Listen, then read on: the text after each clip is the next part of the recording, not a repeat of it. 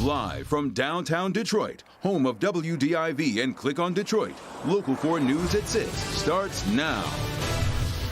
7 Midwestern states forming a partnership to determine the how and when of reopening the economy. There are several illnesses we know can be carried by mosquitoes, but what about coronavirus? And one Detroit hospital keeps making national headlines for the wrong reasons during the crisis, and now the state is stepping in. Glad you're with us for Local 4 News tonight at 6. Leaders at both the state and federal levels are talking about when and how to pull back on some of the restrictions with which we've been living for weeks now. President Trump is scheduled to unveil his plan in just a few moments.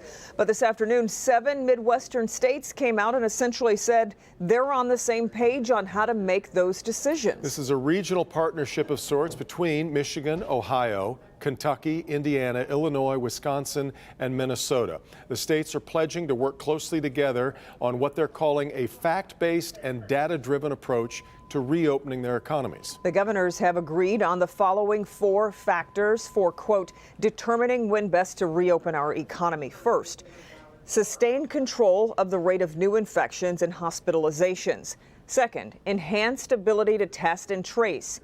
Third, sufficient healthcare capacity to handle resurgence. And fourth, best practices for social distancing in the workplace. Speaking with us from her home today, Governor Whitmer said what states really need from Washington is financial help, and governors are making the calls on how best to ease those restrictions. It would be great if there was consistent guidance coming out of the federal government as well, but that's not been the case, and that's why it's really been on the governors to work together to make these determinations. I'm working with my fellow Midwestern governors, Republican and Democratic alike, to make sure that we are thinking regionally as well. COVID-19 doesn't observe party line and it doesn't observe state line, and that's precisely why, as we are navigating, we want to share best practices, our best information, and really do this in a way that our region doesn't have a backlash of a second wave. Here are the latest numbers. Michigan has lost another 172 people to COVID-19, bringing the total to a staggering now 2,093. The number of confirmed cases in our state rising by just more than 1,200. There have now been a total of 29,263 cases in Michigan.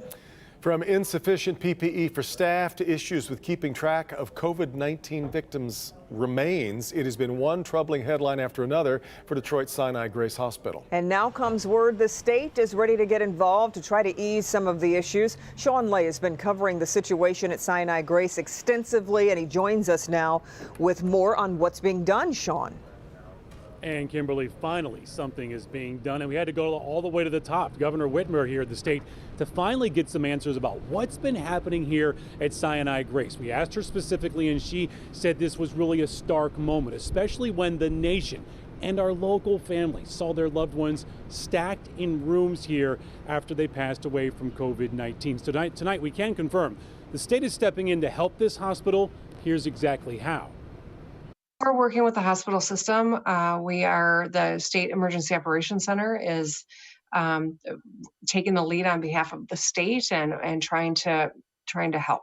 Governor Whitmer confirming to Local 4 this afternoon that enough is enough at Sinai Grace Hospital on Detroit's west side. And now the state is stepping in to help the hospital. This after photos of COVID-19 victims, people's loved ones. Their bodies were being stored and stacked in rooms. Shocking images, so painful for the families. Images that Sinai Grace isn't able to handle the numbers of deaths they're dealing with.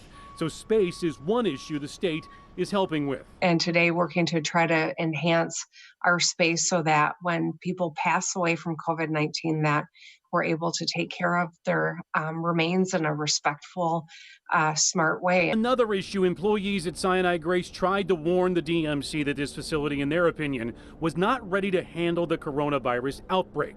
Local 4 has confirmed an official complaint has been made to LARA, the State Licensing and Regulatory Affairs Commission. Sources say the complaint includes a lack of protection equipment for nurses, extended work shifts, one lasting 25 hours. Mayor Duggan saying late today he's been in touch with the DMC's CEO about that help. Every hospital system I know of has had to get additional refrigerated storage units to handle the bodies in a respectful way.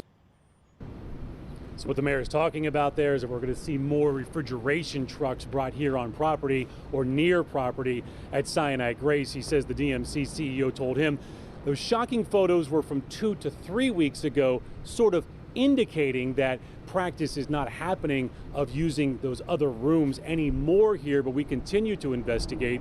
Laura continues to investigate. The DMC says they are not on property, however, right now as we speak. Also, guys, Department of Health and Human Services, they'd be the ones to investigate how remains are being held here. They tell us no complaint, official complaint has been made, so they have not opened an investigation into that just yet. Back to you. I know you will continue to keep us posted on any new developments. Sean, we appreciate your reporting on this. Detroit Police Chief James Craig back at work today after his own recovery from COVID-19. The chief says he's glad he could fight that battle from his own home.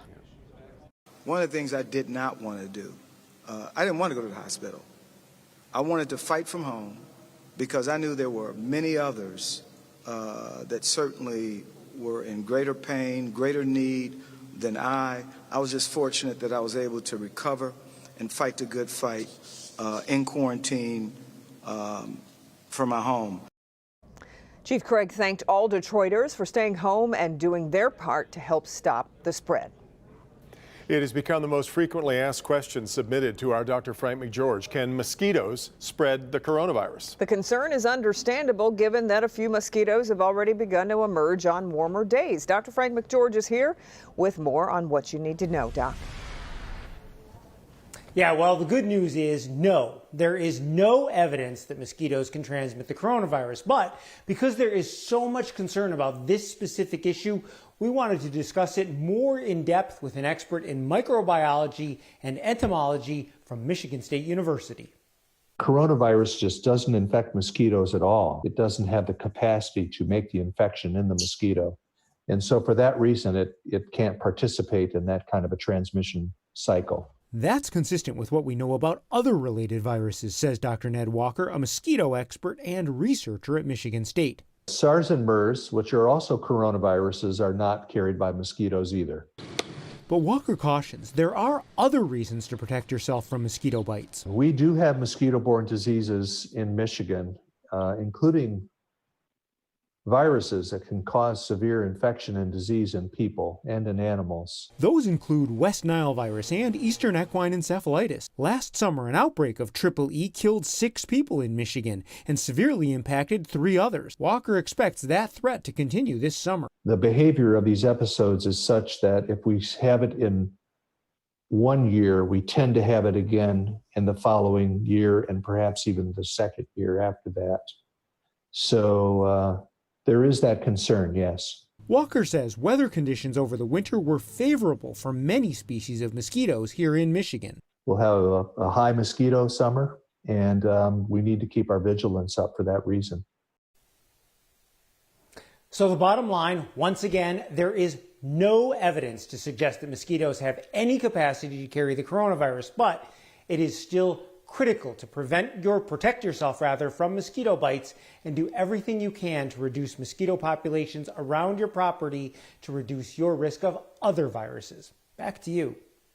Point out the world's most dangerous animal. All right, Doc. Breaking news now from the White House. Let's get there. President Trump beginning the briefing in which he's expected to reveal his plan for reopening the U.S. economy. The president. And sports arenas and convention centers. The Army Corps of Engineers is great. Over 20,000 beds in record time. The Navy sailed hospital ships to our biggest cities.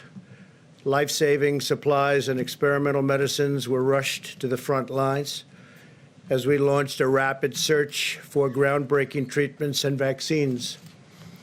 We built the most advanced and robust testing anywhere in the world, and we've done more testing than any country anywhere in the world. We suspended dangerous foreign travel. We leveraged our industrial base to produce vast quantities of critical medical gear and enacted a historic $2 trillion relief package. Through it all, we have seen the heroism of our doctors and nurses like never before. These are our warriors the bravery of our truck drivers, such bravery, and food suppliers, such incredible bravery, and the determination and drive of our citizens. Through this unified national endeavor, we have made great progress.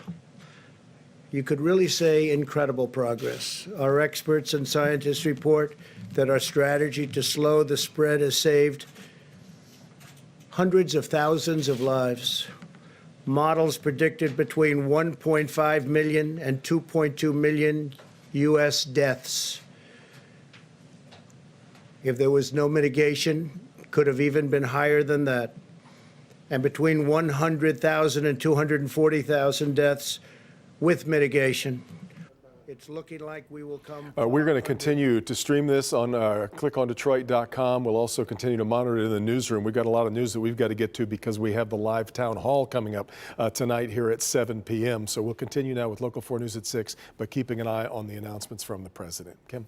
Back here at home, the virus has forced a lot of businesses and events to cancel or close, and now the Rocket Mortgage PGA Golf Classic is about to move from Memorial Day weekend here in Detroit to the July 4th weekend. Business editor Rod Maloney is live downtown in Detroit. Rod, that event stands to lose a lot of money because there won't be any spectators on the course.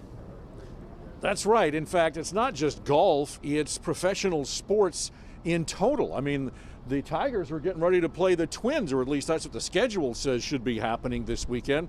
Not going to be, and the question is, okay, do we have a season there? Will the Lions play? Will the Red Wings play? We don't know. But here's the thing. We talked to an expert, Bill Shea, who is from theathletic.com, a business website. His estimate, if you do it all, top to bottom, $1 billion could be lost. The Rocket Mortgage Classic, like all PGA events, flooded dollars into the Metro Detroit community, and specifically the Detroit Country Club in its inaugural tournament last year. And now imagine the course busy with golfers, but no one to cheer them on. That's the plan now, and the Athletic Business website senior writer Bill Shea says it's no surprise. Organizations like the PGA and others have TV deals where they realize most of the money that they make. So they want to get back on in front of the cameras. And it's going to get very expensive, too, considering sponsors won't have eyeballs to see their on-site advertising. But a lot of the marketing that you see at a PGA event is geared towards the thousands and thousands of people walking around. So they're going to take a financial hit. Unlike golf's solitary nature, team sports live and die by large crowds and seem less well suited for large television audiences. Shea says expect teams to get very creative with getting back on the field and on your television. I think we'll know by early June if we're going to get some rump seasons out of some of these sports leagues. In college football and the NFL, those are big questions on the horizon as well. But I think they're going to try everything they possibly can do to have a season. But there's so much to consider here. Like, for instance, how do you get into a Tigers game with 6 feet between everybody when you've got 30,000 people trying to get in? How about sitting in Ford Field with 60,000 seats that are so tightly packed together? All things that these leagues are going to have to cope with, and it could very well be, Bill says, that it could be next season before we really get back to anything that resembles normal. Reporting live downtown, Rod Maloney, Local 4. Okay, Rod. Well, it's still absurdly cold for April, and we're bracing for more snow, Ben. Yeah, after a one-day break, Kim and Devin, more accumulating snow is going to show up on Friday. Find out how much we're expecting next. California